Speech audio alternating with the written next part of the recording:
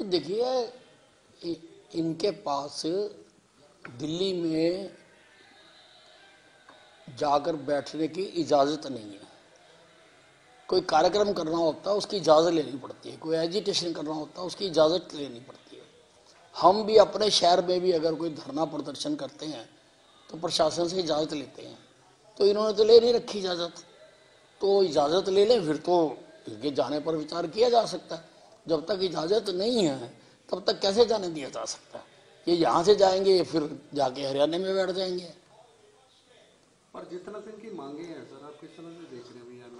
मांगे हैं तो उससे बातचीत हो रही है ना, सुप्रीम कोर्ट की अथॉरिटी बातचीत कर रही है उनके साथ, या पंजाब की सरकार करे उनके साथ बात। पंजाब की सरकार जिसकी धरती पर बैठे हुए हैं उन्होंने तो कुछ नहीं किया, उनको जाके नेगोशिएट करना चाहिए, बात करनी चाहिए।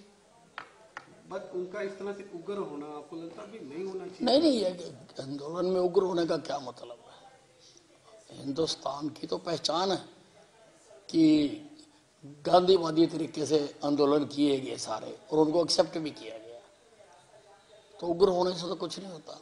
तो जिस तरह की हिदायतें और अम्बाला प्रशासन द्वारा दी गई है अभी नेट बंद करना, आपको लगता है इन सब नहीं, हिदायतें यही है, वो सीधी सी बात है, सिंपल सी बात है, हर आदमी के समझ आने वाली बात है कि आपके पास इजाजत नहीं है। इजाजत ले आओ तो चले जाओ, इजाजत तो है नहीं इनके पास। तो आपको लगता है भी ये कदम ठीक नहीं था? उनको नहीं, बातचीत का जरिया खुला रखना चाहिए। बातचीत का जरिया खुला रखना चाहिए, पर बातचीत इस प्रकार से थोड़ा होती है। बातचीत के दौर तो कई चल चुके हैं, अब वो क्या हुए क्या नहीं हुए, कहाँ पे डेड लोग हुआ वो हमें मालूम नहीं है, पर बातचीत से तो प्रशासन ने तो आगे की है, बात दिल्ली से आगे की है। बातचीत से समाधान निकल सकता है मान के चले? नहीं, अब क्या ये कह रहे हैं बातचीत में, वो तो सुप्रीम कोर्ट ने कमेटी भी बनाई इनकी, अब उसमें क्या हुआ क्या नहीं हुआ उसकी जानकारी नहीं है।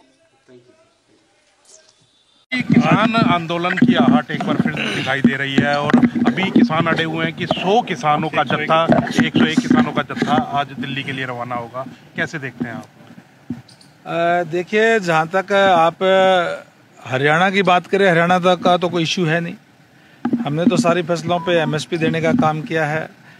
डायरेक्ट हमने खरीद करके 72 घंटे के अंदर अंदर डीबीटी के माध्यम से किसानों के खातों में पेमेंट डालने का काम किया है। सबसे ज़्यादा मुआवजा हमारी सरकार देने का काम कर रही है। तो ये इश्यू अगर पंजाब का है तो पंजाब की सरकार से बात करें, या और दूसरी हमारी कोई और दूसरी सरकारें तो उनसे बात करें। हमने तो सभी फसलों पे एमएसपी देने का काम किया है। फिर भी किसान भाइयों को जो शिकायत है उनकी मांग के ऊपर माननीय हाई कोर्ट के रिटायर्ड जज साहब के अध्यक्षता के अंदर कमेटी बना दी उनकी शिकायतों के लिए। उसके बाद कोई बात रह नहीं जाती। और जहाँ तक बात किसानों की बात है, किसान तो हम सारे ही हैं, हम भी किसान हैं, लेकिन लॉ एंड ऑर्डर बिगाड़ने की इजाज़त किसी को नहीं दी जा सकती। और ये सरकार की जिम्मेदारी है कि वो कानून व्यवस्था को मेंटेन रखे, क्योंकि पहले भी जिस तरीके से आपने देखा था कि दिल्ली के अंदर लाल किले के ऊपर चढ़ना, और ये कोई आंदोलन इस टाइप से नहीं होता।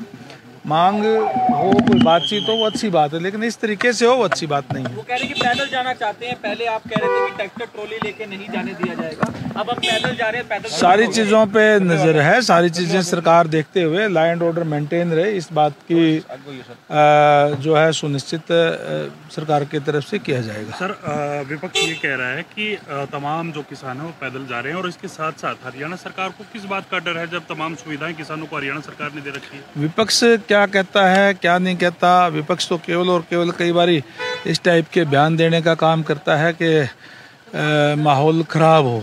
विपक्ष को भी सकारात्मक भूमिका निभानी चाहिए। विपक्ष को ये भी चर्चा करनी चाहिए कि जब हरियाणा प्रदेश जो है 24 की 24 फसलों पे एमएसपी देने का काम कर रहा है, सबसे ज़्यादा मुआवजा हमने देने का काम किया है, इन बातों पर चर्चा विपक्ष करे ना। तो वो दिल्ली जाने की परमिशन नहीं दी जाएगी? मैंने कहा भी लॉ एंड ऑर्डर बिगाड़ने की इजाज़त किसी को नहीं दी जा सकती। ठीक है।